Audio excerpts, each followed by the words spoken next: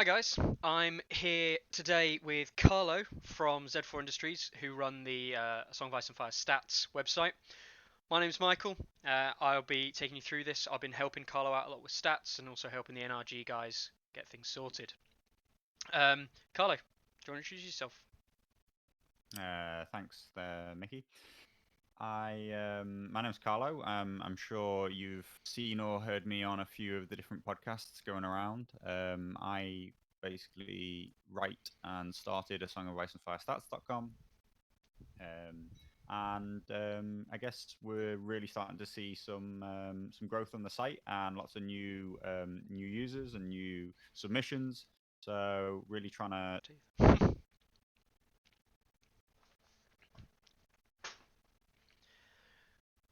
So, we're today discussing the tournament round predictions, the challenge that was put out by Karl. He runs what used to be called PC Games, is now West Coast Bannermen. So we're going to go through, we're going to look at the stats, and we're going to see if we can get any real good kind of like information, which we can share with you guys, and hopefully get our predictions based on the stats and based on our feelings for the different kind of factions. Yep, let's dive in. So let's get stuck in with table one. So table one is going to be Dan Black versus So Cisgender. Um, what do you think about that one? And Well, I guess we see neutrals versus Lannister. mm-hmm. Lannister is surprisingly unrepresented at the tournament, so it is going to be an interesting matchup to see how well D-Dan Black can do. Sorry, so Cisgender can do in general as one of the few Lannister players. D-Dan Black, obviously being one of the few neutral players, this is really going to stop one of their paths to being top player. Mm-hmm. But unlike the 33% of Starks out there, this is one of the few chances that Lannisters and neutrals still have to do well in the competition. So it is quite an important matchup in terms of the different faction representation across the board, and it's a great one to start with. Um, Cool. you have in front of you there some of the statistics based on what the power rankings for each of these different commanders are. Mm-hmm. The significant part of this being that High Sparrow is the second highest ranked commander across all commanders on the site. Yeah. That that therefore means that he's looking like a good selection if we consider the commanders kind of in isolation. Yeah. So I definitely think, looking at this, you can see the highlighted green areas being the best options for either player. So so cisgender picking High Sparrow is almost like it's more dominant than Dan Black's choice. Dan Black's choice really it doesn't make a significant difference. The ratings of the commanders are relatively close, but realistically, I think the big thing is going to be seeing if So Cisgender picks his High Sparrow list. And then obviously it depends on the list itself. One thing that we haven't taken into account is the actual individual lists really too much. Um, and maybe we'll talk about that later on. But yeah, I think High Sparrow really clearly should see quite a dominant performance here, assuming the players are relatively equally ranked. What's interesting beyond the top level statistics here is that Clash of Kings is one of the game modes which does favor an on-field commander. Mm-hmm. So that plays against High Sparrow in a general sense. But using the new filters that I've just put out for a Song of Ice and Fire Stats.com, we can look specifically at High Sparrow and the games that he's played. Mm-hmm. Obviously, breaking it down, we get to quite small numbers of games played. But High Sparrow into Clash of Kings has been played 8 times, and he wins 6 of those 8. So that's a 75% win ratio. So even though this is what makes High Sparrow quite a high-rated commander, is that even though this isn't necessarily a favorable game mode for him, NCU Commander not being at its strongest in this game mode, it's still a good choice for him. The other side of the coin for that is that Edan Black has to decide if he's going to take Vargo, his on-field commander, who is generally considered not that strong right now, or Roos, his NCU commander. If he plays Roos into High Sparrow, I think he's just going to lose more because on the balance of High Sparrow's faith mechanics versus Roos's panic mechanics. So this might be the best time for Dan Black to take Vargo, but Vargo generally considered not super strong, so it will still be a tough matchup. Yeah. When you think about it more closely as well for Sosis Gender, is that um, Joffrey is really going to be a big risk in Game of Thrones, Clash of Kings, sorry, where you're looking to recycle those units, use them again and again, and those Kingsguard are not really the favorable choice to get sacrificed and used again, giving up 3 VPs when that happens. Yeah. Yeah, very important there. In terms of lists, the list that we're talking about there, the High Sparrow, it has Mountains Men, Barristan Selmy, Lord Commander of the Kingsguard, Crossbowmen with Preston Grenfield. It has 2 units of Poor Fellows and a unit of Stormcrow Mercs with an Assault Veteran, running High Sparrow, obviously, Joffrey NCU as well, and Walder Frey. So I think that seems to be the consensus between the pair of us that list is probably going to do quite well. Yeah, I think that Sosis Gender has to pick High Sparrow, and if Dan Black considers that, he shouldn't play Roos into that. Mm-hmm. So then that for me therefore means that he's going to play a Vargo into High Sparrow matchup, and for me that goes to High Sparrow. Yeah. Okay. So round 1, table 1, So Cisgender. Well done, So Cisgender. If it was us, you've already won. Right, table 2 then. We've got Mr. Fox versus Brettlanpher. So, using the nice calculator I've been building, we've got Mr. Fox playing Stark with Rob and Howland. And we've got Brett Lanpher with Stark and his Rob and Roos combo. So we can see there some pretty, quite close stats, but there's a really standout one, I think, on that list there. What do you think of that, Carlo? So again, we have ourselves a pair of lists which each have an NCU option and an on-field commander. I think that this is a case where we really will see, well, effectively the on-field commander matchup is a Rob mirror, and I think he is the best choice here.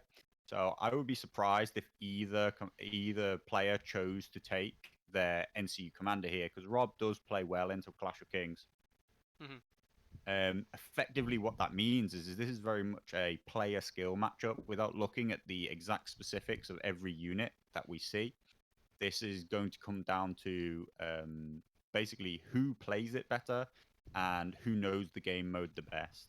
And well, what we see there is the rankings are predicting that Brett will have a 52% win chance in that Rob versus Rob matchup.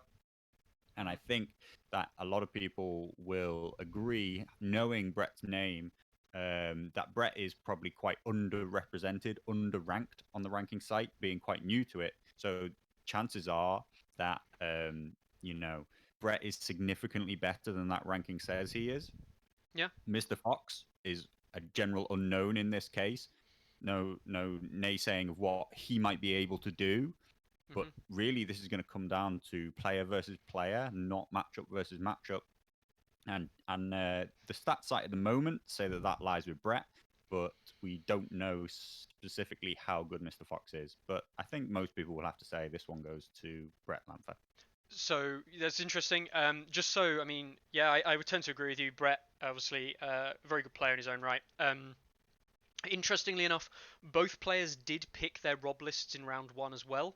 So I would suggest that both players probably know how to command their Rob list fairly well. So I do think this game is actually going to be really close. It's going to be a good one to watch, I think. Yep, I think it'd be exciting, and I'm excited to see where Brett ends up. I think he's well known as a tournament winner in the past, and we'll see whether or not he represents the US all the way to the top table, or if somebody else from his local group is seen up there, or if he comes the wrong side of the Europeans, because I know he's recently lost a game or two to a German. Yeah, yeah. So that maybe the final say in the EU versus USA battle will be made by Brett falling at the final hurdle. Okay, so we'll move on to table 4 then next. Oh, table 3. Um, we'll move on to table Table 3 3. has already actually recorded its result. Yes, so table 3 has already it's recorded at the time of this recording. They played it pretty much straight away after the things were Yep, as announced. soon as the round was announced, they played their game. So we can see there that Bernard versus Rorschach. Bob actually beat Rorschach. Now, if I was to stick this into the calculator just quickly to show you, because I think it is worth talking about this result, just quickly, um, what we can see is he did play his Roderick list, um, and his other list was, I don't actually know, doesn't matter off the top of my head. Um, but we're going to see, I think, quite an interesting stat here.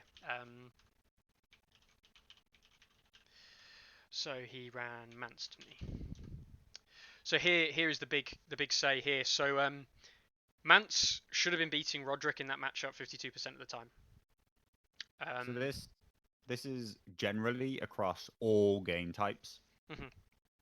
Actually, being more specific, Free Folk do very, very well in Clash of Kings. Yes, they do. As a free folk player myself, I know like I can't remember the last time I lost a game of Clash of Kings aside from when I was learning to play. I think, and I'm not saying that I'm a good player. I just think that free folk are that strong on that particular mode.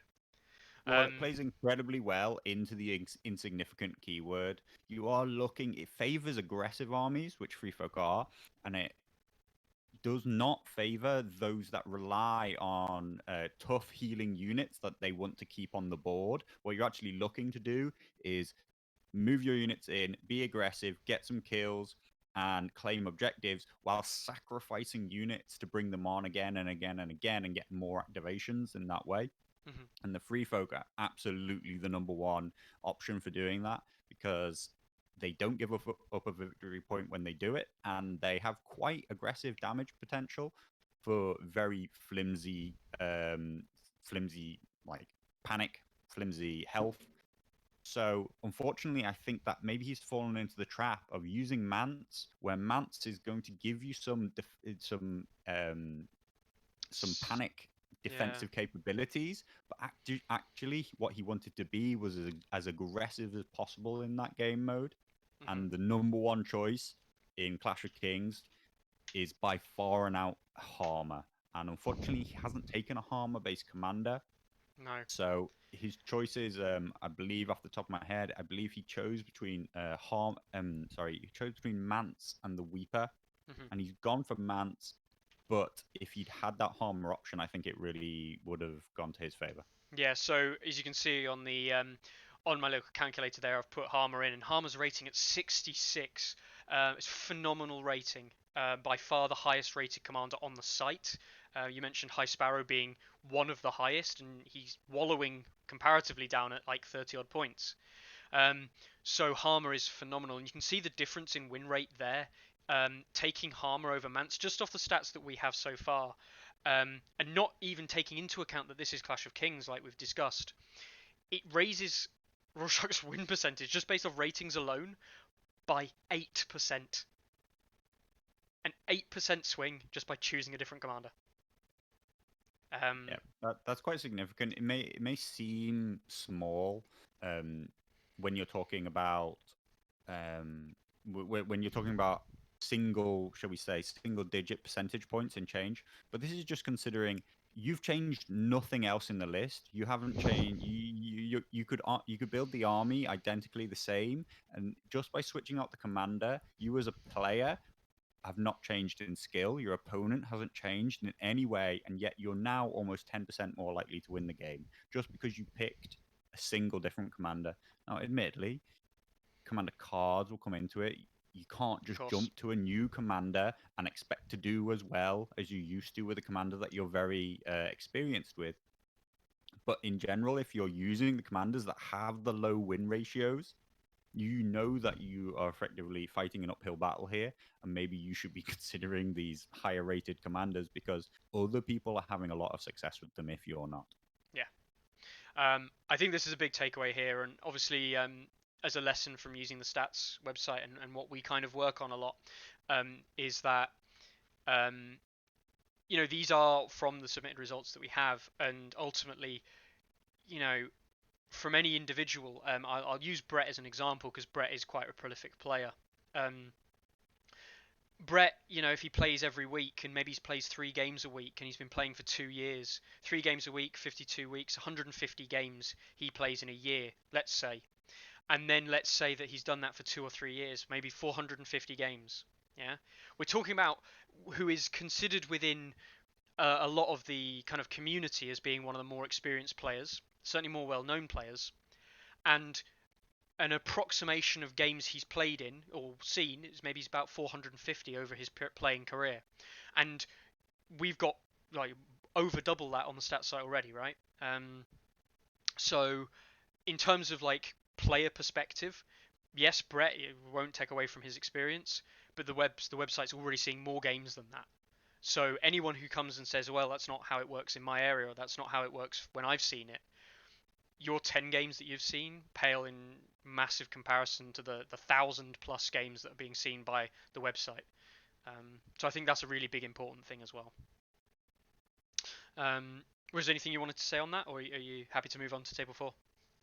No, I guess unfortunately, we're going to predict that Rorschach should win this game. Yes, we are. So it seems like we're going to have to take a hit on this one and lose this pick because the stat site do say that Rorschach should take this win. Yeah. And I believe that without looking in more detail at the list, that really it was favorable to the Free Folk, even though he picked Mance. Like I say, I still think he should have picked Weeper into that game mode. But even with Mance or Weeper, still think that Free Folk should have been able to win that game mode. Yeah. So I mean, it says a lot about. I mean, obviously we don't know how good these players are really. They've only played a couple of games, but it probably says a lot about Bob Bernard, being able to take a win away from Free Folk, and quite emphatic as well at 13-8. So I think there's a good shout out there to Bob Bernard. Maybe one to watch out for the rest of the tournament. Yeah, looking specifically at the matchup in Clash of Kings, using the new filters, Free Folk win against Stark in all matchups that it's ever seen 71% of the time. So that's an uphill battle that Bob's had to fight there. He only really had about a 3 in 10 chance of winning that game, and yet he's managed to take that win. So that's big props to him. Yeah, well done, Bob. Right then, we'll move on to table 4. Now it's resident friend of ours and member of NRG. Well, he's the leader of NRG, Northern Realms Gaming, Shalashaska, Daryl, playing Night's Watch. Was there anything you wanted to say about his choice in playing Night's Watch? I mean, Night's Watch in general are strong across nearly all game modes. I think they've actually become a little bit forgotten with all the hype around where Baratheons are now, and people looking at the new factions. But everybody knows that Night's Watch just have this core of strong units and a great tactics deck. So yeah, I think it's a solid choice. I think people are very aware of the strengths of Night's Watch now, though, and lots of people are quite experienced in playing into Night's Watch. So you have to weigh against how experienced are you with Night's Watch versus how experienced is your opponent at playing into Night's Watch, and are you actually kind of playing to your opponent's advantage if they know the matchup even better than you know it? Yeah, yeah, I tend to agree. So we've got some interesting stats come up here. Yeah, I mean, the one that surprises me is Courtney Penrose into John. Courtney Penrose into John. I mean, John versus Courtney Penrose is a massive plus for Courtney Penrose. John has, for a long time, been seen as a very strong commander. I know the changes to Ghost recently have maybe, with the lack of taking vows. potentially has made him weaker. But it's crazy to think that John has only got a 40, well, call it 43% win rate versus Courtney Penrose in that matchup. I guess across all general games, I favor NCU commanders. So particularly in the game modes that they're selected, NCU commanders are generally, in my opinion, stronger than non-NCU commanders. Hmm. This is, like I keep saying, one of the specific game modes where it's good to have that battlefield commander, Yes, yeah. but that generally tends to lead towards NCU commanders having higher ratings than their on-field commander kind of comparison. I can't say equivalent because they're not equivalent, but that generally means that Courtney Penrose as an NCU commander sees quite a high rating. Now the question is whether or not that rating really applies to this game mode specifically. Hmm. And yeah, I think a lot of people still overrate John, in my opinion. He did take a big hit when Ghost came along. Now, Yeah. I'm not saying he hasn't got a very strong tactics deck. He does have some very powerful cards, but again, you got to remember that they're cards to save a unit and keep it on the board, Hmm. and that's not our key goal here in Clash of Kings in general. We're Yeah. happy for that unit to come off. We don't want to save it on one wound. We want it to come off the table and come back on full wounds. Yes, we might be giving up a victory point, but the kind of damage potential that unit has again now is very, very powerful. And Night's Watch as a healing based army are, not going to get the most out of the recycle element of the game mode. But Hmm. on the swing side of that, we see some new Baratheons, particularly on the Renly side. I mean, we have two commanders who are both got loyalty Renly, Hmm. so that is possibly the new kings, whereas the Night's Watch used to be the old kings. They're possibly the new kings of the healing and sustain style of game mode, and that's not the place that you want to be for Clash of Kings. Yeah. Yeah. Okay. I think going back off our stats, and if we were to give any advice to our friend Daryl Shalashaska, um, I think it would be pick Alistair. Alistair is a better pick for him in general, regardless of what Grusilug picks. Just interestingly, I was looking at Grusilug's lists. See if I can find them again. But obviously, the big thing to talk about would be the number of Rose Knights he has. And interestingly, his lists, his Renly list doesn't actually have that many units of Rose Knights in. It's only got 2 in. So he's not really maxing out like other players have. And he doesn't have the Bolt and Flare combo in the Rose Knights, which I know some people have been suggesting could be quite good. His other list with Courtney runs 2 units again, but both with the Bolt and Flares. What do you think about that? I think for me, when I've played Baratheons, I think that too is the sweet spot. I think you can definitely go overkill with the Rose Knights, particularly. Hmm. I think people are overlooking the 4 movement if they think that the Rose Knights are the best single unit in the game right now. No exceptions, kind of barred. Oh, they're too good to play against. They've broken the game. Well, you haven't considered what value movement 5 has over movement 4. Oh, I agree. Again, I mean, getting off on a tangent, all those people who are downplaying the value of the Unsullied aren't seeing the value of a movement 6 infantry unit. Yeah. Now, I'm not saying that it's not easier to play a blunt force unit that has movement 4 and great, great stats, and it is a strong, powerful unit right now. But I like 2. I've played 2. I like more aggressive attachments myself as opposed to the Bolt and Flare, Hmm. and I like his list. I think he should definitely pick Renly into this game mode, being an on-field commander, even though it's healing based. He will, if he can get to those objectives first, he will be able to hold them and heal. But I believe that Shalashaska should be playing Alistair into this as the aggressive choice out of the 2, Hmm. particularly when combined with those Ranger Hunters and things like that, which I assume he's running because they are a brilliant place for Alistair to go right now. And Yes. I generally think that since the last set of updates for Night's Watch, that Alistair is just the number one Night's Watch commander right now. He's my favorite choice, and I don't particularly like playing into him. His cards, like Pathetic Attempt, and generally being able to recycle his own cards, are very powerful abilities. Yeah. It is worth noting, though, that Renly is massively underrepresented, or shall we say, hard done by with a -42 ranking, because a lot of this ranking is somewhat historical. Mhm. Renly Charismatic Air was one of two commander choices available to the Baratheons out of its faction box before Rose Knights came along, before Hero Box 2, I believe, is the Renly side. I'm not sure off Yes. the top of Yeah, my I head. think so. Yeah. Before Hero Box 2 came along and gave Renly any good options, before Bree and the Blue even existed for free Yeah. to help Renly. And that's where a lot of his historical ranking will have come from. He is rising and he is improving, but it takes a -42 is a significant loss ratio, and Mhm. it takes a while for the system to rebalance itself. Okay. So so your shout then. Who do you think's going to win? Make the call.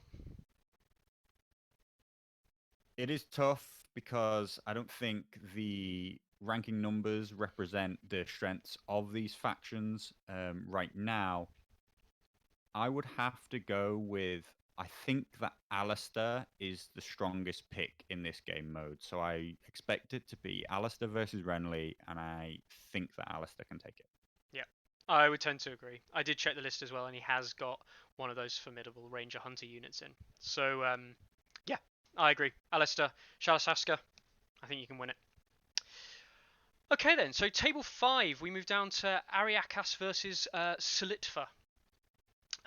So we've got Stark versus a Night's Watch. We've obviously talked a lot about the factions at the moment, so really we're talking about the individual heroes, or commanders I should say. It's looking like Howland and Eddard. Um, what do you think of Ariakas, first of all? I think Howland and Eddard are a strong combo. Um, I like Howland myself, and I think Eddard is sometimes overlooked in favor of Rob. Hmm. Um, I think Starks in general are one of the most, should we say, internally balanced factions. I know a lot of people think that Starks are very, very powerful right now, um, but I think that their commander choices all have viable kind of reasons for being taken, Hmm. and they're one of the few, because of their dogs, they're one of the few um, factions that have a lot of choices in terms of whether or not attachments are a good choice for them right now. Hmm. And they have a lot of ways that they can build that out. The only thing is with their internal balance for me is that you see Sansa and Arya pop up a lot. They seem like really auto include NCUs. So I think maybe something could be done about that. But in general, I love um, the variance of the stock builds that we see, Hmm. um, and that there are lots of viable choices. Whereas when you consider a Renly a Renly Baratheon loyalty army, you absolutely expect to see either 14 or 21 points spent on Rose Knights. That's not something that you can predict into a Stark player. You Hmm. can't assume. You can see archers, you can see Umber berserkers, you can see Umber great axes, and you can see sworn swords all in equal measure. Outriders as Uh, well. Outriders with the Dark new buffs as Outriders well. are a brilliant buy. They're all really great value at 7 points. So Hmm. you have a lot of control as the Stark player over your list, and I think it does give a lot of ability for a high skill player to get a lot out of the army. Yeah. Um, just interestingly looking at the the win chances there, it seems to be that Othel is not the right pick for Selitva in his Night Watch. Obviously, Othel being an off-field commander, is an NCU commander, isn't he? I think that further pushes that kind of rhetoric that we've been pushing so far in this episode, being Alistair's just on-field commander is a better choice for Clash of Kings. Tend to agree? Yeah, I think again it comes down to that Alistair versus Eddard matchup here. And Eddard once again leans into that healing, which I think is not the strongest place for him in Clash of Kings. And I just think Alistair's a great choice into Clash of Kings in general. And I have to say it goes to Alistair even more so than in the last game mode, Oh wow. where Renly, if he can get to those objectives, is going to be real tough to move. Okay, so it sounds like you're going for Solitva to win. Yep, that's Yeah, my bet. that's your bet. I tend to agree with you. I think Night's Watch have got more fun in the options with Clash of Kings, and they can bring some really dangerous things that you really don't want to have the enemy recycle. Things like Ranger Hunters, as we said, are very dangerous, even on low ranks. So yeah. Okay, cool. We'll shift you on then to table 6. We've got Corin versus Stannis, 100th Lord Commander. So, what do you think about this?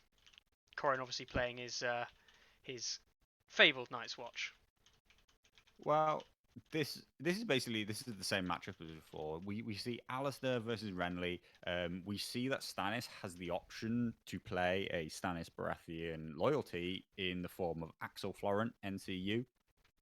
It has value in other game modes, but I think this isn't the game mode for it. So I expect that we will see an Alistair into Renly matchup again, and I have to go with the Alistair just before. I guess Alistair's getting a lot of ticks in my book, but I guess that just shows that he's my favorite Night's Watch choice. Yeah. And as good as Axel looks in the rankings, I don't think that this plays well to Panic, and I don't think that this plays well to an NCU commander. Okay. So you would tend to probably go with the Alistair pick again. Yeah. Yeah. I think It looks like a stronger pick from the stats. But obviously Renly, as we spoke about in the last couple of games, in the last couple of matchups even, Renly's carrying some baggage, for want of a better term, from past Baratheon stats. So yeah. What's interesting here, though, is other than just talking about the commanders, is that Stannis, 1000th Lord Commander, has a 20-point rating advantage over Corin at the moment. Mm-hmm. So this represents probably just the fact that more submissions have been made by Corin, and so he has recorded at least some losses as well as his first round tournament result. Mm-hmm. Whereas I assume, off the top of my head, that Stannis, 1000th Lord Commander, has a single crushing victory from the first round, which gives him about 24 points over his 1500 rating. So it's unknown whether or not these are true player rankings at this point. That bit is very difficult, but basically this percentage thinks that, despite the fact that it's against him and that I would like to say that Alistair will win, the percentages are saying that that Stannis Lord Commander has enough skill advantage over Corin that he should still win the game mode. Yeah. So I think if I was picking my winner for this game, it's got to go back to Corin with his Alistair. Corin Halfhand is a brilliant character, of course, and he's role playing quite well. I know he's a popular guy on the Discord communities. So yeah, I think him with his Alistair list, I think I'd back him. I think he's going to win. I think if Stannis is able to win the game, then it shows that he is 20 points higher rated, or even more, than what Corin is himself. Yeah, that's good. Cool. We'll go straight on to table 7 then, and we've got Lutherblue versus, I'm going to mispronounce this, I do apologise, Sizemaj is what I'm going to go for. Sizemaj. So this is Night's Watch to Night's Watch. This is a big old matchup. What do you think? Well, in a mirror matchup like this, we actually have Jorah versus Othel, Jorah and Othel on both commander pairings. We've come entirely down to a skill matchup. Sizemaj, I believe, is a Polish player, and I think he's submitted quite a few results as of yet. The question is what Luther Blue, kind of what his history looks like. Mhm. But basically, what we're saying is what we have here is an identical pairing. Who will come better when you look at the fact that Luther Blue is coming from Indianapolis Wargaming Club? I know that's where Brett plays as well. So we're Mhm. talking about a very competitive group versus a more relatively unknown in terms of Poof Gaming. But what we do know from the first round is that Sajmaz and Forioku, the two entrants from Poof Gaming, both took their games with crushing victories. Okay. So we'll have to see how far the pair of them go and whether or not Poof Gaming in general is something that we should be considering as quite a high tier competitive group. Mhm. A group to look out for in the future. But at the moment, Luther Blue has the higher rating, and I guess it goes to him. Yeah. I think it would be it's interesting looking at the ratings here. The differences, as we can see, are minor realistically from the pairings. So, are we likely to see a jaw matchup? Do you think, just given the on-field commanders? I guess without looking into the list, Jorah is the obvious choice. The question is one of when you look at the specifics of the list, Othel.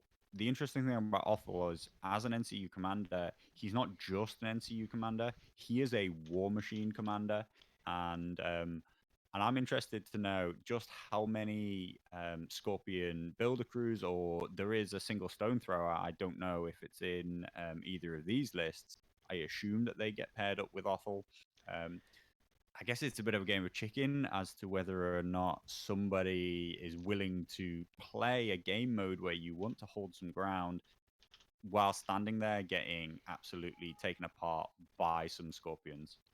So, I'm just checking the lists now, and Luther does not take any siege weapons in either of his lists. Interesting. I would definitely assume that he will then take his drawer pick. He's presumably running Offal as a way to get an extra activation, which is what really NCU commanders bring to most other normal armies. Mhm. Question is, does Sizemaj play into a heavy war machine type style of play? Sizemaj is representing the good old Night's Watch builders here, running a quad conscript list with veterans of the Watch with Gren and a builder stone thrower. Um, so Interesting. I think Sizemaj could be on for a good one there, picking his builder stone thrower into the Night's Watch list, potentially, holding these objectives against an awful fueled stone thrower could be really scary. It could be. It could be. Where we'll see how far the stone thrower goes, how many times. Sajmaz is the single player in the event who has brought one. Currently, he's played it once and won with it. It does have 100% win ratio at the moment. We will see how many times he takes it. We will see how far he goes with it. Um, Hmm. I guess it's enough. What's interesting about it is it's enough to maybe make Luther Blue consider a different approach to the game. But interestingly, he doesn't have any war machines of his own to counter with. So I would expect him to take Jorah for that on-field commander and just try to score the points before he gets shot to pieces. Will Sajmaz be able to contest when he's effectively playing 30 points of units that can be aggressive and 10 points are sunk into a unit that is only going to do some damage? We'll see. I'm going to stick with the initial Luther Blue playing Jorah wins the matchup. Okay. I am going to be controversial. I'm going to say Sajmaz will take it. With his if he plays his awful list, I think. I think Luther Blue wins the Jaw. But I think there's a shout for Seismaj because his author list has 9 activations, um, which is all the other lists in this matchup being 7. So if he does take that, he'll have a 2 activation advantage over Luther Blue. And I think that is something that is not irrelevant. Let's put it like that. Yep, that's a great point. Okay, so we'll move on though to Seismaj's teammate over at Proof Gaming, Forioku. What do you think of this matchup then? I Furioku has been quite prolific since the start of the event in submitting and playing. I know he's there in the looking for group on the Discord almost every day, and as you can see, he has a above 50% win ratio, and he is one of the few players who is starting to get a realistic ranking. So unlike Vladimir at 1525 with only a few results to his name, Forioku's 1585 ranking is representative of the fact that he's got approaching on 10 games to his name, which is where we start to know whether or not a ranking is true or just however many results you've managed to play yet. The Mm-hmm. system doesn't the system doesn't favor the people who play the most, but you must get to something around 10 matches before the ranking represents anything realistic. Think of that similar to maybe like your seasonal placement games in any kind of system that has kind of a ranking system in general. You know, your League of Legends, Mm-hmm. your Dota, or your RTS games. They will all put you through placement matches to begin with because it doesn't know what is a good ranking for you until it has 5 to 10 sets of different pieces of data for you. Okay. So that is where the kind of big disparity in this game mode comes up at 1585 ranking for Forioku versus Vladimir at 1525. I have to say though that I have played Vladimir and he is a skilled opponent, so I wouldn't underestimate the 50 point disparity, 60 point, in fact, Mm-hmm. 60 point disparity in their rankings. I have to admit I played Forioku as well. Now he wasn't playing Free Folk when I played him, but he was again a decent player. And actually big shout out to him, a very likable guy as well. I've had a lot of chats with him. He's a really nice guy. Um, he's running double Harmer. Um, That's a bold strategy, Cotton. Um, uh, Clearly the best commander, and he's just running both. I think he runs one with giants and one where it's more like a spam list. Well, one when like elite you versus spam. if you agree with the stats that we've collected, then Harmer is without a doubt the best choice that you Yeah. can have in a free folk list. So I absolutely agree with the idea that you would run Harmer twice and that what you would do is change the way the list is set up, but that in both cases, Harmer is still your best commander choice. Hmm.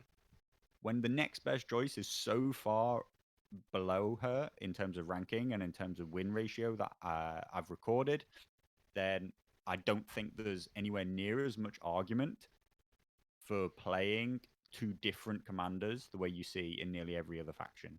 In every other faction, those two different commanders will bring you two different flavored lists, two different game styles. They will let you cover more game modes.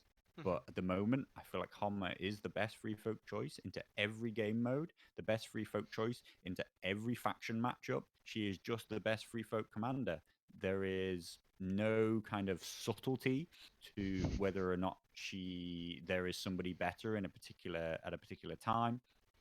There may be the very few occasions where there is a certain commander doing slightly better than her in a particular faction matchup, particular game mode when you combine them both. But the likelihood of that turning up in a tournament, it's not worth you taking that as a secondary choice. Yeah, I would agree. I mean, as a free folk player, I play a lot of Harmer. I've been testing out other commanders as well. I play, likes a Steer, likes a Tormund, likes a Weeper, and I do think they're good. I'm not going to sit here and say they're rubbish. I think they all have their place. But nearly every time I play, I come to the conclusion that I probably had a better chance of winning if I had Harmer. And I And think that's not good for the free folk internal balance right no, now. no, it's really not. I'm I really question the decision. I understand that Harmer's Bannerman was getting no use, so they needed to do something to improve its its use and its visibility in the game because they've created this model, they've created these rules, but nobody's taking advantage of them. So that is a waste of time. But by making it free, you increased Harmer Commander's abilities. You gave her even more good options, even though she was already the best commander out there. And Hmm. what you've actually effectively done is, although you wanted to see Harmer's Bannerman be used more often, you made every other free folk commander be seen even less often. And you're wasting all the time and effort put into all those other commanders right now because Harmer is too good. Hmm. So, for the internal balance of the free folk, I think that Harmer needs to be weakened and reduced.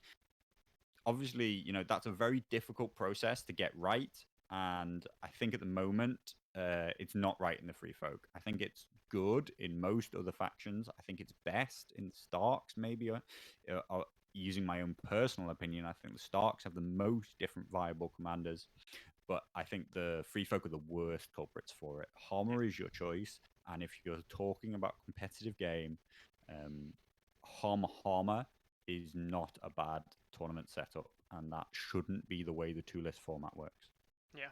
I mean, we could turn this into a whole free fruit discussion, but certainly it is worth pointing out that I think one of the biggest problems that we saw with the recent updates to Free Folk is that units were changed, specifically some of the stronger units nerfed. Um, Although I don't disagree with that, I think it was probably a good idea. It didn't address the problem, which was always Harmer. Harmer was always the issue with those units, and instead, what we see is Weeper being still decent, but pick less because Harmer's just better. So yeah, I agree. Um, in terms of who's going to win, Forioku.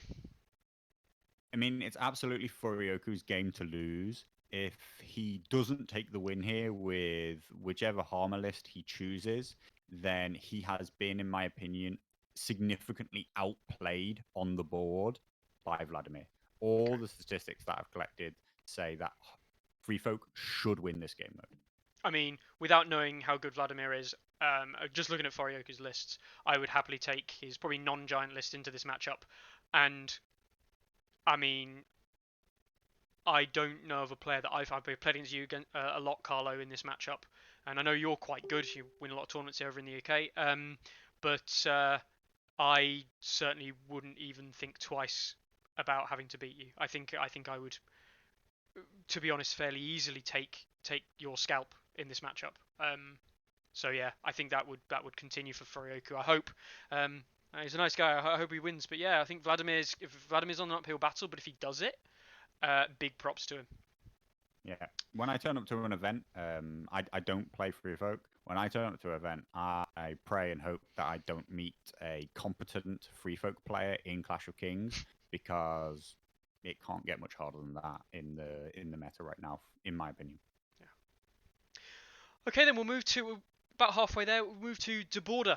Now a lot of these matchups will be getting similar kind of discussions for, so we probably won't spend as long on them. Daboarder then. Daboarder versus Forgenfool. Are your thoughts? Daboarder, otherwise known as Lockie Carter, on the Facebook groups, um, is almost a known name, not to the level of Brett, of course, but Daboarder, I know, is in a quite competitive and active group of users using the site from Sydney. And I believe that he will be hoping to do well. You can see from his 1582 rating that he has recorded a significant number of results since TTS came live on the site, and I know that he has a very high win ratio amongst the players that he plays.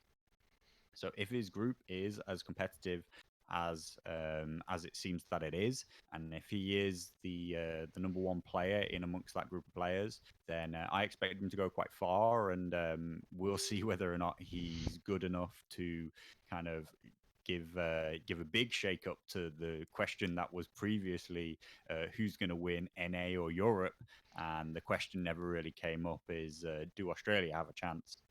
With only 3 entrants, a recent addition as the number 1 player on the wait list, got in from the first round. There are 3 Australian players now, which at 5% of the competition is going to be it's going to say a lot if they manage to make top table come the end of this event. Yeah, yeah. I mean, I think even if we see Australians in the top half towards the end, maybe it's top 8 tables. Um, yeah, I think that would be really good. I think really strong. In terms of matchup, yeah, I don't think we need to talk about it too much, do we? Just because it's things we've seen before.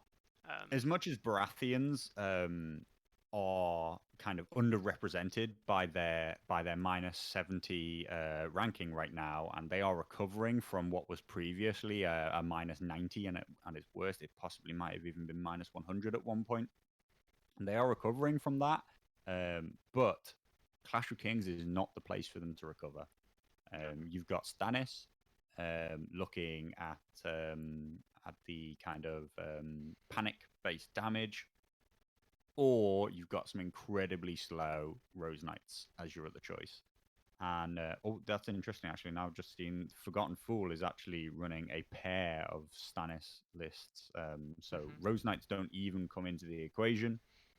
Stannis is definitely the better choice here. Despite what the statistics say, Stannis rightful heir, also carrying over that baggage, as you say, from in terms of rankings. But Stannis being an aggressive choice is very strong, and the real key in a Stannis versus Stark matchup as well is the NCU Axel is that dog specialist. If you can get that token onto a dog and have it activate, then he's just dead. But I don't think it's enough to overcome the difference in skill rating and the difference in the fact that Starks are just a straight up top tier list. Rob is a top tier commander pick into this game mode, and it really should go to Daboarder here. Okay, cool. All right then. So yeah, I would tend to agree with that. I think Daboarder, Lockie should probably take this game. Although if Fool can do it, taking on Australian seems like a scalp to collect right now.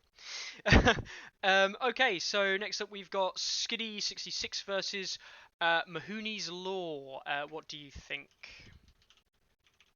Boards and Swords and Steadfast UK as their 2 stated groups is we've got a pair from the UK here, so there are a decent number of UK entrants, nothing more than any other European country. But what we see is an old classic of Starks versus Night's Watch with a new flavor, because we don't see that John selection as the go-to for Night's Watch anymore. We see that Jorah. I think it's a tough one to call. Really depends on basically who Skiddy picks into this. Yeah. I think that Rob is the better choice. I have had a lot of people say though that they think that Bryndon's ranking is lower than they think it should be. I think a lot of people think that Bryndon is better than his representation on the stats. With a -15 ranking versus Rob's +24, the stats from what it's collected say that Rob is the better choice here. But a lot of people, like I say that actually clearly the statistics I've collected on Bryndon don't represent what they've seen in their area.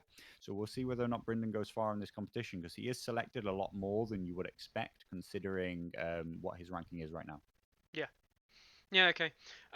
So, I mean, if we're going based off the stats, obviously Skiddy picking Rob is the right choice, but what you've said about Bryndon there, I have to admit, my personal experience, I know, competes a lot with what there's. I've never seen Bryndon do particularly well. Bryndon Blackfish, I've not seen do particularly well, but I don't know how many good Stark players I've actually seen play. So there is that. Yeah, I don't really think there's much shout out with Mahoney's Law, really, is there? He either picks Jorah or Offal. The win rate's a negligible difference. Um, this is just going to come down to the faction matchup, isn't it? Really? A little bit, and Starks win it right now in terms of overall stats, Hmm. and Night's Watch are not particularly great into Clash of Kings, and Jorah specifically has a significantly lower win ratio than Rob does into Clash of Kings. We are talking about small numbers of game modes there, games recorded, sorry, there. So this is where we really need to see, still a doubling, a quadrupling of the number of submissions, because once you start to break it down into Jorah in Night's Watch playing Clash of Kings, we've got the kind of handful of submissions that make real statistics kind of hard to draw from. But at the moment, he's been recorded to play that game mode 3 times and has only managed to win once. So with only 33% win ratio versus Rob's significantly above 50% win ratio in the game mode, it's got to go to Rob. Yeah. Interestingly, the author list he does run Scorpion Weapon Crew with the modifications on. And believe it or not, Jon Snow as an attachment appears in both of the Night's Watch lists from Mahoney's Law. Um, That's so interesting. yeah, I don't think that is a what's the best way of putting it? good, bad. Yeah, I mean, I don't think it's an economical, that's the best word, an economical use of points. I think he is significantly overcosted considering that effectively, I think that John was the best commander out there. And you can say that Simon have said that when they rebalanced for 1.5.1 and Ghost got that significant nerf, they said that Ghost wasn't working in the way they wanted him to work. They wanted him to be a supporting piece to John, as opposed to being kind of like a heat-seeking missile that people were using him as. But I think that Ghost was really, he got the bad end of what was effectively a nerf to John. John Commander needed to be toned down to allow use of other commanders in the same way that Harmer was the obvious choice in every list and every game mode and every matchup for the free folk right now. John used to be that for Night's Watch, and you never used to see any other commanders getting picked. Now we see good variety. We see Jorah out there, we see Othel getting use, and we see a good number of Alistairs, who seems to be the number one choice. But John has fallen off in popularity because of the nerf they gave to Ghost, but really they hit the attachment very hard there because there was nothing particularly overpowered about the attachment, John, and yet all he did was lose strength with Ghost getting made worse. Yeah. Okay. So your winner for this matchup, just to summarise it there. It's got to go to Skiddy running Rob. Skinny running Rob. Okay, I tend to agree. Okay, so next up on table 11, we've got Jazzman0624 running his Starks with Howland and Roderick. We've got Griffin running Night's Watch with Donald, Noy, and Offal. So there we go. Straight away, we see the obvious pick for Jazzman would actually normally be Howland. Minor changes, but as we'd normally talk about, Roderick as the on-field commander would make a lot more sense for Clash of Kings. This is pretty much the same matchup we mentioned before, but obviously different commander choices. Was there anything else you wanted to mention in this particular matchup? I think that Roderick, particularly when he appears in Archers, is another great Stark choice right now. And I think he's very powerful. I think Donal is a weak choice, personally. So I think that it still has to go to Starks, and I think that Roderick is another great choice. Rob, Brynden, and Roderick are all good choices for this game mode. Like I say, I think Starks have the best commander internal balance. They're all got their uses, but actually, I think Roderick's one of the ones that scares me the most, particularly when fielded with archers. Okay, cool. So Jazzman0624 to take the game then. Okay. We'll move on and we'll look at table 12. Dan Buck versus Codfather. Codfather being quite an imaginative name. It's again another Stark, which shouldn't be a surprise at this point. Um, but we're running against a neutral player. What do you think of Codfather and his neutrals? I think in general, neutral players always are doing well wherever they're fielded. I think it's overlooked because they don't often win the tournament Hmm. that they enter. But when you consider how many neutral entrants there are to every event, they significantly outperform the average player from every other event. Sorry, from every other faction. Hmm. What that I think what that generally represents is that I think that neutrals are played by very experienced players. That possibly is due to the fact that there doesn't exist a neutral starter set. Hmm. It makes getting into neutrals quite a significant investment in the game, and what really holds them back right now for having more neutral players is the fact that I know in the UK at least, and I'm pretty sure across most of Europe, and I couldn't say for the whole world in general, getting hold of neutral heroes one, which is the only way that you can get a neutrals tactics deck, is not easy. So even being able to field neutrals is somewhat of a level of you must be quite into a Song of Ice and Fire before you're willing to take neutrals to a tournament. Interesting. Yeah, I didn't think about supply as being a potential reason as to why we see, as you say, more experienced players playing, and as a result, better stats in general from the tournament scenes. Um, yeah, it's very interesting. Um, the matchups here: Eddard Roderick, both on-field commanders. Interestingly, Danbuck not taking an off-field commander, an NC commander. Codfather with Roos Ramsey. So, are we going to see Ramsey from Codfather? Do you think? I think Ramsey is a strong choice into the neutrals at the moment. I think he's definitely the best choice you can make. Neutrals, when played in general, are effectively right now because of the balance of the units. They are playing Boltons. You say neutrals, and there are other faction options. You can play Mummers. We're starting to get to the point where you can play Mummers. You can play Stormcrows and Dario, but they are point for point, just generally not got the kind of power and options that the Boltons do. And Hmm. that just means that Ramsey generally outperforms Vargo and Dario because he synergizes so much better with the Bolton units, who are in general the best choice for neutrals. Okay. So yeah, um, it sounds to me like then Ramsey is the correct pick for this matchup for Codfather then. And on-field commander, we talked about that a lot.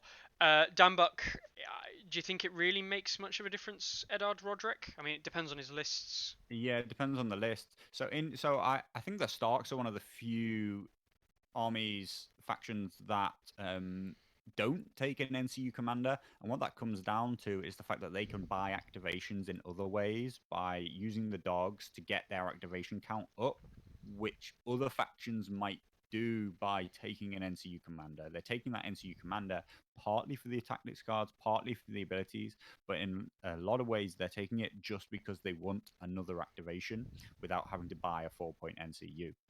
Hmm. Um, I think that's what Starks really have over most of the factions, other than the Free Folk right now, is they have choice, a lot more options in the way they build their list in terms of activation count. Okay. Interestingly, his Eddard list runs Berserkers and Great Axes. He's got Robin there with Eddard's Honor Guard and some Stark Outriders. So it's quite an elite list that only runs 7 activations for a Stark list. Um, And how about the Roderick list? the Roderick list is 8 activations. It's got Roderick in Bowman, like we said. It's got Sirio and some Sworn Swords. Interesting choice. Outriders and Berserkers with Tully Sworn Shields with Rickon. And obviously his entourage of Shaggy Dog and Osha.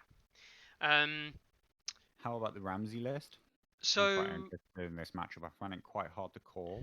Quite hard to call. Yeah, okay. So Codfather's list, his Ramsey list, is Cutthroats, Cutthroats, Interesting. Cutthroats. Black guards with Ramsey. Um, Bastard guards with Stormcrow Lieutenant. Another unit of Bastard guards with another Stormcrow Lieutenant as well. Um, Hmm. so Aggressive and entirely Bolton based, which is to be expected. I have actually played against Dan Buck. He almost beat me, and it was a very good matchup. I was lucky to draw some tactics cards to basically swing some pretty important moments in the game. Um, I'm torn. I think maybe his 1474 rating is not representative, but effectively stats say that it has to go to Codfather. So I'm so torn that I think that I will default to Ramsey winning this game. Godfather Ramsey. Yeah, I think I tend to agree. I like that Ramsey list, and the Blackguards so far look like they're doing quite well in the tournament. So Blackguards with Ramsey and could be quite a good combo, and double Bastard Girls is always something to be a bit scared of. Um, okay, so we'll move on to table 13 now. We're on to Orge Bill versus Mystery Knight. Now, Mystery Knight is an interesting one that we'll discuss in a second, but Orge Bill, he's another one of our neutral players. What do you think of him? Well, we see our Roos Ramsey. Like I say, neutrals right now are Boltons. It's the same options, same list. They're limited in what they can pick, and so we see the same things again and again. They don't have the wealth of options that the Stark players have. In terms of like a full range of balance, you can't really consider the mummers in your Bolton lists really at the moment. They just seem a bit of an extravagance and that kind of points cost. So we see them falling down versus more fleshed out factions there. But what we actually see them matched up against here is Targaryens, who in themselves have very few choices. Yeah, yeah, So few choices that we see Mystery Knight picking Ramsey and Roos as their commander choices, not liking either the Drogo or Jorah options that were available for the sign up of the event. yeah. So I think that's the big takeaway here. Mystery Knight is running a Targaryen army with Bolton influence, effectively. I'd be interested to see how this goes. Now, I don't want to talk too much about Mystery Knight because I think Mystery Knight is going to remain a mystery for the majority of the tournament until we enter the final kind of couple of rounds, where who this person is and who they stand for might be revealed. But Mystery Knight certainly is an interesting pick with the Ramsey Roos with the Targaryens. Um, what do you think? So, so in terms of Targaryens in general, they are. I think that Baratheons are underrepresented, carrying that baggage in terms of their minus 69 rating. And Targaryens are the true lowest rated faction right now, Hmm. with that minus 43 and getting worse. I think it will continue to get worse, even with the spoilers of Heroes 1. I think it will continue to get worse until they see some unit boxes. Um, but that comes with a caveat, which is that Clash of Kings is one of their better game modes. They do play well into aggressively sacrificing those screamer units, sending them in, having them die, and be able to be deployed and charge on the same turn as they were removed. Yeah, They have that speed and aggression that favors Clash of Kings.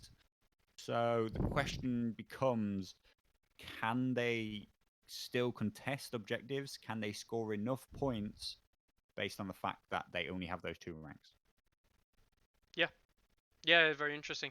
Um, Unfortunately, though, I think that Orge Bill can just make more use of his Ramsey cards and his a Bolton affiliation keywords, having a full Bolton-based army, presumably, without looking at the list. Whereas Mystery Knight will be running, somewhere around half. I assume that actually he somewhat maxes out his neutral points, probably all on the field, as opposed to what he's effectively doing is he's taking. What he's doing here is he's taking the Targaryen deck, which I believe is very strong, but he's adding in a strong commander in the form of Ramsay, and then some strong units in the form of the Boltons, and trying to supplement that with some good Targaryen NCU picks. Danny is a strong choice, I believe, at 4 points, and Ilio, I don't believe he's the strongest 3 point NCU, but he is a worthwhile choice at 3. So what we effectively get is we get two neutral armies facing off against each other, just under different flavors. The question is the Targaryen deck good enough to make up for the lack of synergy between the affiliation not having that Bolton unit affiliation over on the Targaryen units like the Screamers? So it's very interesting because the Targaryen lists that Mystery Knight runs both have cutthroats, unsullied Sawmasters, and then his Roos list runs Blackguards and Screamers. His Ramsay list runs just veterans, both with 3 NCUs. Um, so Ramsay going into the Unsullied Swordsman as well. So that That is strong. Yeah, I mean, could be scary. they are a great place for. I forget if the card's name is it. Our blades are sharp, possibly making the attack at the start of the round, or that Ramsey sees play outside of the neutrals because he brings some powerful cards. They do have some negative side effects, but when you time them right, they have great effect. They are impactful, I would say. Yeah. Okay then. So Personally, yeah. personally for me, it has to go to the full Bolton Ramsey list, though. I just think that the neutrals themselves, although they have fewer choices from what they can pick, I think that the neutrals tactics deck is very strong in and itself, and that the Targaryens don't bring enough to the table to counter the synergies that already exist inside of a full Bolton army. Yep. Okay. We'll leave that one there then. So Orgebill with his Ramsey list probably taking the win. We move on to table 14, and we've got Tobo Mott versus Ferrerin. So got some more Baratheons, and it's another Baratheon versus Stark matchup. What are your thoughts? I think that this just comes down to the same thing which we've seen a lot, which is I don't think that the Baratheons are going to play well into this game mode in general. They may have a worse rating than is what they really are playing at right now, but the new things that they've added aren't right for this game mode.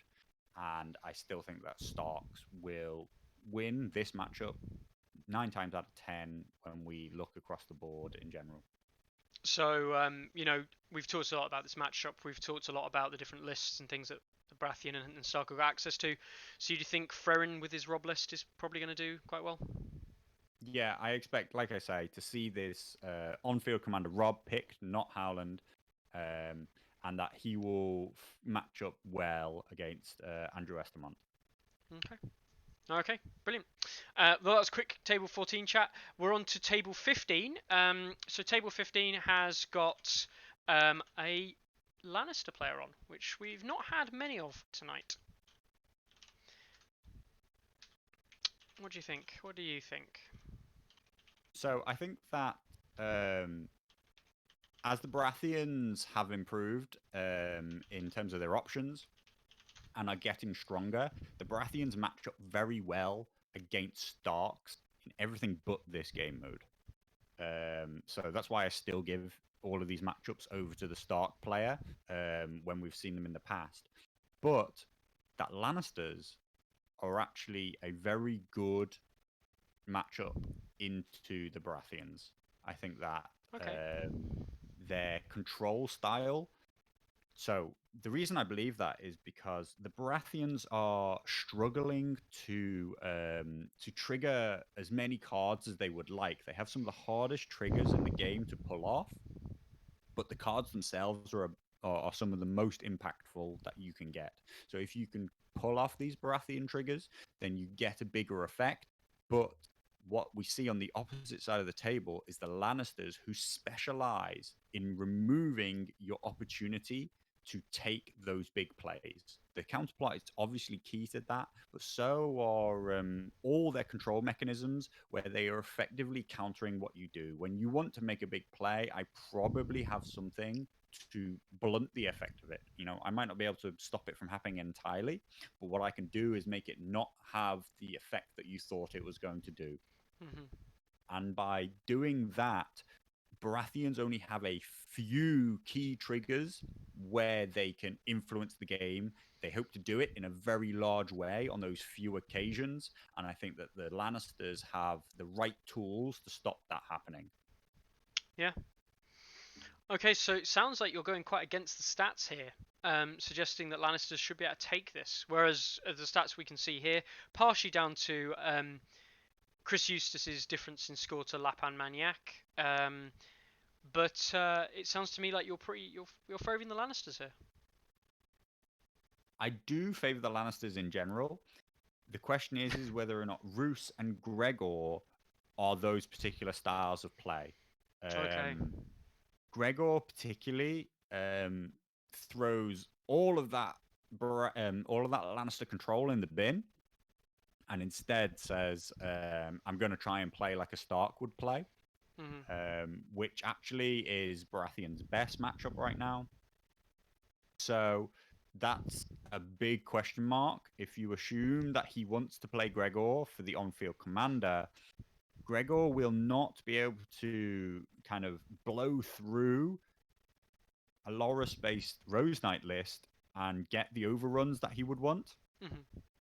So he's going to have to outmaneuver him, and he doesn't have the same tools that a Stark player has to get those outmaneuverings in. So, Chris playing his Lannisters.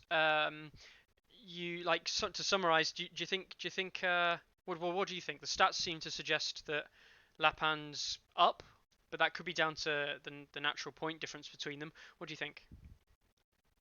I think that Gregor is probably the better choice into the game mode from Chris's perspective, but that Gregor will find a very tough matchup in Loras, and he Hmm. will not be able to get the overruns that he wants to achieve. And so he's going to find it hard to blow up a Healy based Baratheon list and has possibly forgone the control style Lannister, which is generally going to win the Baratheon Lannister matchup. And so I guess it's going to have to fall over to. I think it could go either way in terms of Loras or Andrew Estamont. I think if he picks Loras, then the Rose Knights are going to be too tough for Gregor to get through. Okay. Okay. So if you were to put it down, who would you choose? Who are you going to choose for this particular matchup? I think it's going to be Lapan Maniaque. Maniaque. Yeah. Really showing how English we are there and not being able to pronounce a a French username. And I think it's gonna have to go to Baratheon Loras would be my choice into the mode, and I think it wins. Okay, I'm gonna disagree. Although I think Lapin Maniac, I believe is how you pronounce it. I might be wrong. Um, although I do think you saying about his Loras list could be very strong, and it certainly would be the pick to make. I think that a Gregor list with a good, Chris we know is a good Lannister commander. He's played a lot of Lannisters. Um, I think Chris with his Gregor list will know how to balance it well enough, and I think he'll take the win. I think it will be close though. I think he'll really struggle, and I think it'll be close. But I purely think that he'll have that ability because he can be so super aggressive with his units, knowing in Clash of Kings that they will be coming back.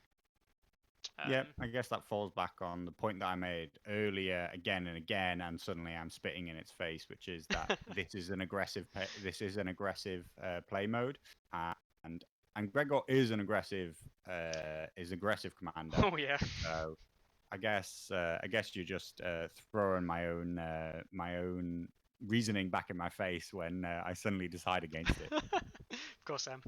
But yeah, no, interesting though. Interesting that you go against your own theory, um, because of the matchup. And I think this is kind of like we'll talk about it after we've done table 16. But I think there's some interesting summing up there. Right. Finally, table 16. We've got Hajmon playing Stark versus Lark playing Stark. Um, is there anything you wanted to talk about realistically here? We're looking at the different commanders. What do We you see think? we see two entirely different commander pairings here. We will not see a mirror matchup, obviously, with Roderick and Rob coming up against Howland and Brynden. The big question mark is still over: is Brynden better than the stats say he is? If he's not, then he loses to both Rob and Roderick. And I think that in general, it's in that case gonna go to Hamon. Um, the other question which comes out is the Germans in general, of which Tabletop Session being the affiliation for Larks. Hmm. The Germans in general have a good reputation in Europe for being highly competitive and representing well at Paris, the Master of Westeros. So is he better than his ranking says, being new to the site and only having the first round submission against his name? Can he overcome both Brendan's perceived ranking weakness to beat Rob, who is generally considered the better choice here? Yeah, yeah, I'd agree with that. So I think as a mirror match goes up, it really comes down to the lists and the players. The lists, if I was to look up very quickly, you've got Larks. He's running things like Umber Berserkers in his Brynden list, with some Sworn Swords. Of course, Shaggy Dog making appearances in both lists, of course, including some Kranigman trackers.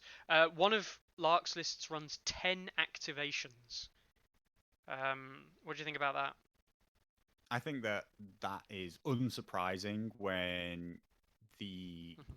German playstyle is known to have a lot of very good free folk players, very good Stark players. They are playing heavily into a 3 NCU meta and a very high activation meta in general, and that's why they favor the free folk and the Starks at that level. Yeah. Interestingly, Hajmon with his Rob Stark list is also at 10. Sorry, his Roderick list is at 10 activations. So he's running, having both Summer, or just one wolf actually, just Summer. Not taking Rickon and Shaggy Dog. So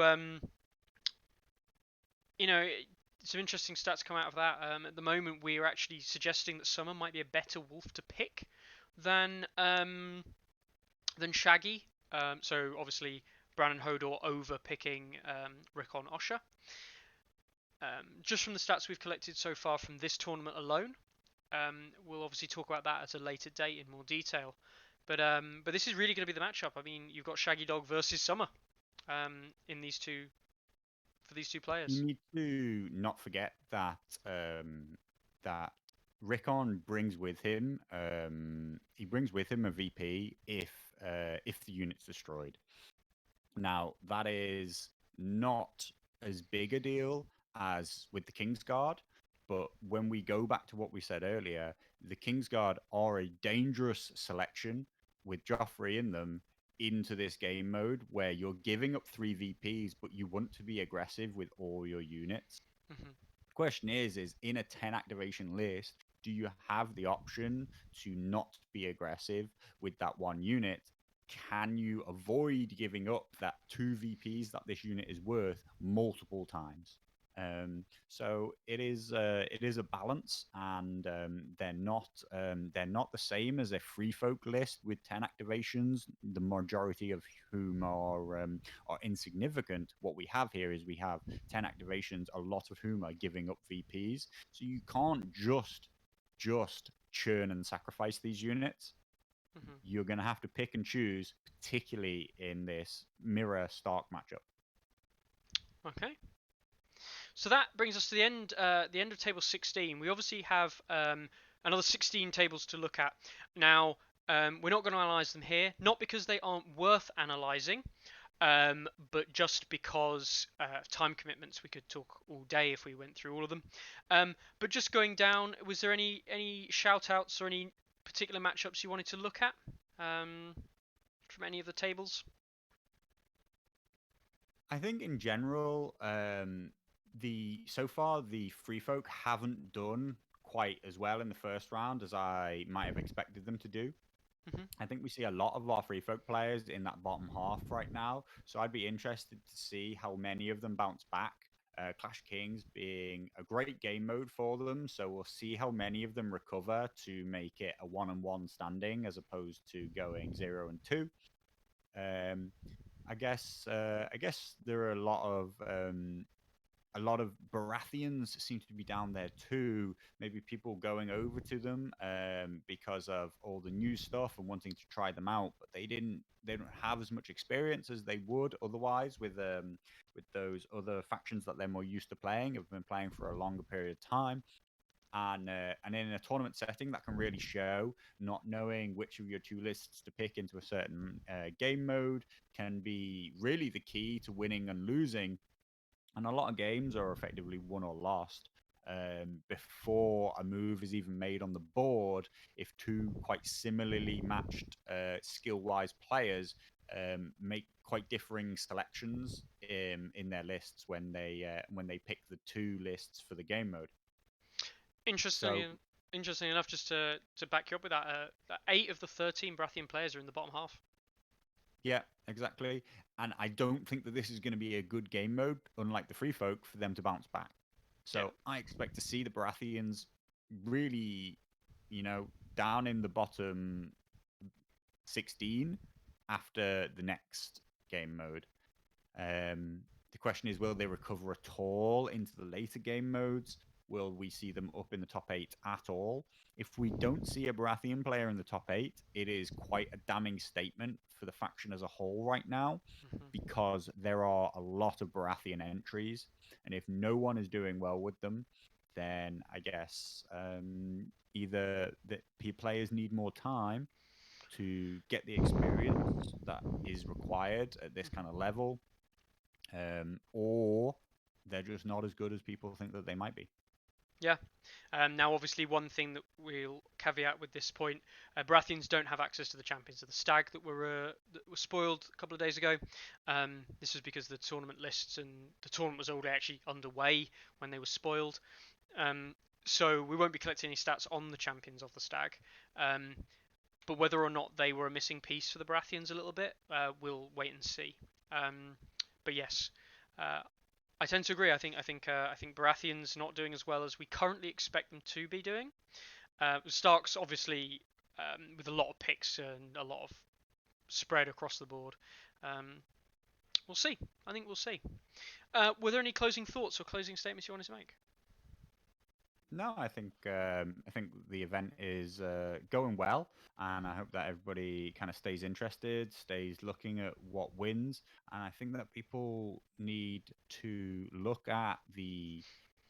We're looking here at the top 16 matchups for time, as you mentioned, but what happens down in the bottom 16 matters as much as what happens in the top 16.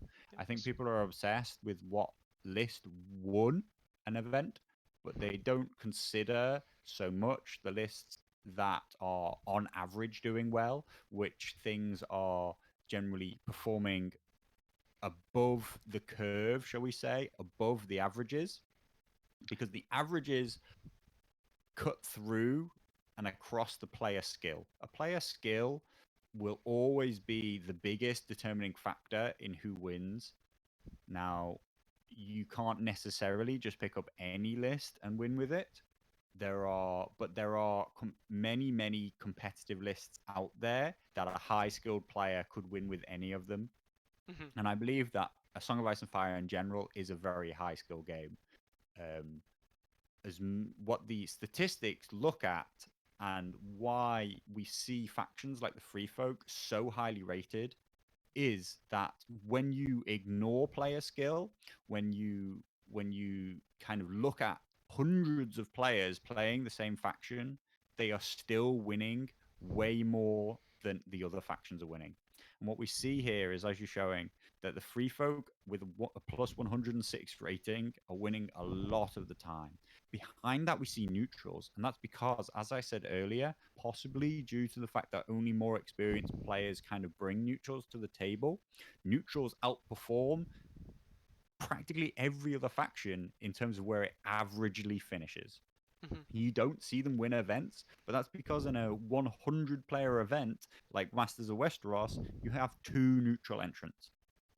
You'd be massively going against kind of the expected outcome if one of those players were. It's the equivalent to if an Australian wins this event, then it shows that this Australian player is incredibly highly skilled. Yes? Yeah, yeah, definitely. And what we can look at is we can look at what is the average finishing position of these Australians. Can we see if the average Australian, maybe these three players aren't average Australians, but is the average Australian finishing higher than your average European player, your average US player? Yeah. And we will also get to look at, well, in general, average European player versus average US player, who is higher finishing rank. Yeah. What we see here is that Starks, while they may win events, that's because they are picked 33% of the time. That's what makes them so prevalent in terms of the top 10 that you see. So many of the games are Stark. Somebody has to win that matchup. Yeah. Starks can't possibly lose when they are both sides of the table. That's very, very So true. So even though we see them win the event, we also see them come last in the event. And that's why their ranking is not what people might expect when you look and you become obsessed with only what wins. You need to look at what loses as well. Hmm. Definitely agree. Okay, well, we'll finish up the kind of like the stats talk there. Brilliant.